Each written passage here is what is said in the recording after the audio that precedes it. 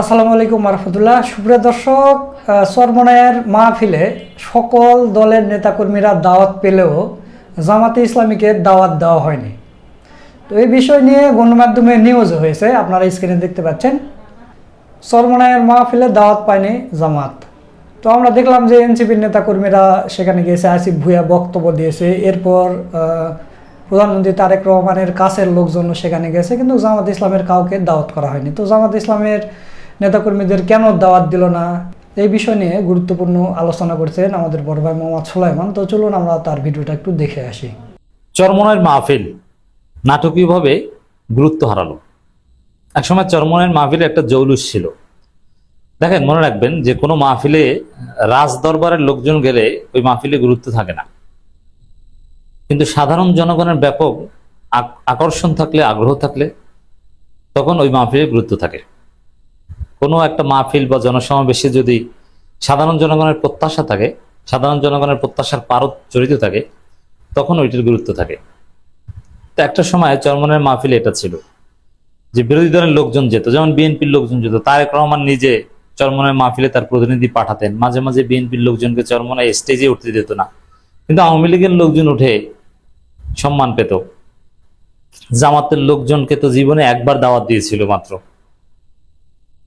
তারপরও সাধারণ জনগণের একটা আগ্রহ ছিল এবং মানুষ ওখানে যেত, এবং দুই চারটা সরকার বিরোধী কথা চরমনাইয়ের মাহফিল থেকে বলা হতো, যার ফলে মানুষের একটা প্রত্যাশা ছিল যে না, এখান থেকে কিছু করা হয় কিনা।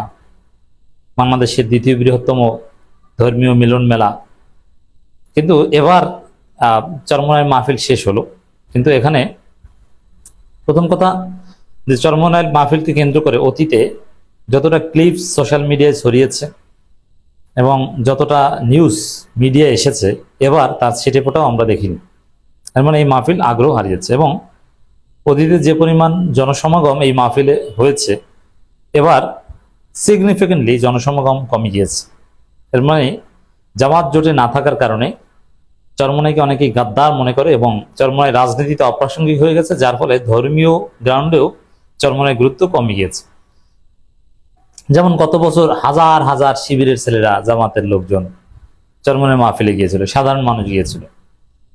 কিন্তু এখন যে চরমনাই, এটা আবার কি? আমি জেনে শুনে খোঁজ নিয়ে বলছি, চরমনাইয়ের মাহফিল এবার আগের মতো গুরুত্ব পায়নি। এতটা কম গুরুত্ব নিকট অতীতে কখনো চরমনাইয়ের মাহফিল পায়নি। তো দর্শক, মিডিয়া, সোশ্যাল মিডিয়া কোথাও তেমন কোনো আলোচনা নেই, এমনকি চরমনাইয়ের পেজেও এটা নিয়ে তেমন কোনো আলোচনা নেই। চরমনাইয়ের লোকজনই গুরুত্বপূর্ণ, যাদের সাথে আমাদের পরিচয় আছে বা সাবেক ছাত্রনেতা চরমনাইয়ের বিভিন্ন পেশায় জড়িত, অনেকের সাথে আমাদের ভালো সম্পর্ক, তারাও অনেকে এখানে যাননি কিংবা তাদের এখানে যাতায়াত ছিল না। এবার সবারই কেমন যেন আকর্ষণ হারিয়েছে, এবং প্রত্যেক বছর ধর্মীয় কিংবা তরিকতের চর্চার বাইরেও রাজনৈতিক কোনো দিক নির্দেশনা পাওয়া এই মাহফিলের একটা উদ্দেশ্য ছিল। কিন্তু এবছর রাজনৈতিক কোনো দিক নির্দেশনা, কোনো চিন্তা কেউ কিছু করে না। এখানে জামাতের সাথে জুলুম বা অন্যায় আচরণ করেছে চরমনাই। কি? তাদের এই মাহফিলে জামাতের কাউকে দাওয়াত দেয়নি, এবং জামাতের কেউ স্বাভাবিকভাবে ব্যক্তিগতভাবে জামাতের অনেক লোকজনও গিয়েছে, আমি চিনি, শিবিরের সাথে সাথে জনে গিয়েছে, কিন্তু অতিথি হিসাবে কেউ যায়নি। এই যে দাওয়াত না দেয়াটা, এটা চরমনাইয়ের চরম সংকীর্ণতার বহিঃপ্রকাশ। হ্যাঁ, চরমনাইয়ের সাথে জামাতের জোট ছিল, জোট নাই, জোট ভবিষ্যতে আবার হতে পারে। এই জন্য তাদের এটা তো একটা ইনক্লুসিভ জায়গা। অতীতে যেহেতু জামাতকে দাওয়াত দিয়েছে, গত বছর দিয়েছে, এবছর দিতে পারতো। এবছর না দেওয়াটা রাজনৈতিক সংকীর্ণতা ছাড়া আর কিছুই নয়, এটা কাজটা ঠিক করলো না। আমরা দেখতে পেয়েছি যে এনসিপি কে দাওয়াত দিয়েছে, প্রধানমন্ত্রীর প্রতিনিধি সেখানে উপস্থিত হয়েছেন, তাকে গুরুত্বের সাথে ঘুরিয়ে ঘুরিয়ে সবকিছু দেখানো হয়েছে। প্রধানমন্ত্রীর প্রতিনিধি সেখানে গিয়েছেন, আপনি চিন্তা করেন, মানে রাজ দরবারের প্রতিনিধি। আর প্রধানমন্ত্রী বিএনপির সাথে তো খুব মরম সম্পর্ক। আমরা দেখতে পাচ্ছি যে প্রধানমন্ত্রী তারেক রহমান নিজে শায়েখে চরমনাইকে ডাকেন, পাশে বসতে দেন, আর প্রধানমন্ত্রী তার প্রতিনিধি পাঠান। তাহলে এইটা ছিল কি জামাতের জোটের হাকিকাত, জামাতের সাথে জোট ভাঙার? এখানে এনসিপি কে দাওয়াত দিয়েছেন, আসিফ মাহমুদ কথা বলেছে। আসিফ মাহমুদ প্যান্ট পরে, প্যান্টের উপর পাঞ্জাবি পরে কথা বলেছে। আসিফ মাহমুদ দাওয়াত পায় আর জামাতের কেউ দাওয়াত পায় না। জামাতের সাথে জোট ভাঙার নেপথ্যে নাকি এনসিপি, এটা চরমোনাইয়েরই বক্তব্য যে চরমোনাইকে না জানিয়ে জামাত এনসিপির সাথে মিটিং করেছে এবং এনসিপি শর্ত দিয়েছিল যে চরমোনাইয়ের চাইতে একটা সিট বেশি হলেও আমাদেরকে দিতে হবে, কারণ আমরা চরমোনাইয়ের চাইতে বড় দল। সে এনসিপি কে দাওয়াত দেয়, বৈষম্য বিরোধী ছাত্র আন্দোলন আব্দুল কাদের থেকে শুরু করে তাদেরকে দাওয়াত দেয়, খুব সুন্দর। ইনকিলাব মঞ্চ থেকে শুরু করে সবাই আছে, বিএনপি আছে, আওয়ামী লীগও আছে, কিন্তু আওয়ামী লীগ তার ওপেন নাই, কিন্তু নাই জামাত। এখান থেকে চরমোনাইয়ের যে সংকীর্ণতা এবং তাদের যে চিন্তা দর্শন অনেকটা ফুটে ওঠে যে তারা কোন ধারার রাজনীতি করছে। তারা আসলে ইসলামপন্থীদের নিয়ে এগিয়ে যেতে চায়। ইসলামপন্থীদের মধ্যে সাময়িক ইখতিলাফ বা এরকম যদি কিছু হয়ও, যেমন জামাত চরমোনাই জোট ভেঙে গেছে, এটা ভুল বোঝাবুঝি বা জামাতের ভুল যদি ধরে নেই, এজন্য কি এই ধর্মীয় জায়গাটায় তাদের সাথে ইন্টারাকশন করা যাবে না? কিছুদিন আগেও জামাত চরমোনাই একে অপরকে মহান বলতো, জামাত বিরাট ভালো কিছু, সবকিছু ভালো, জামাতের মতো ভালো হয় না, আর জামাতের কাছেও চরমোনাইয়ের মতো ভালো হয় না। একে অপরের বিরুদ্ধে আকীদাগত কথা বলা, শিরক বেদাতের কথা বলা সব বন্ধ হয়ে গেছে, কেউ কাউকে বেদাতি বলে না। এখন হঠাৎ করে আবার একদম মৌলিক যে জায়গায় দাওয়াত দেওয়া উচিত ছিল এই জায়গায় দাওয়াত বন্ধ। এ থেকে বোঝা যায় যে চরমোনাই কতটা সংকীর্ণ। আসিফ মাহমুদরা যদি দাওয়াত পায়, বিএনপি দাওয়াত পায়, জামাত দাওয়াত পায় না।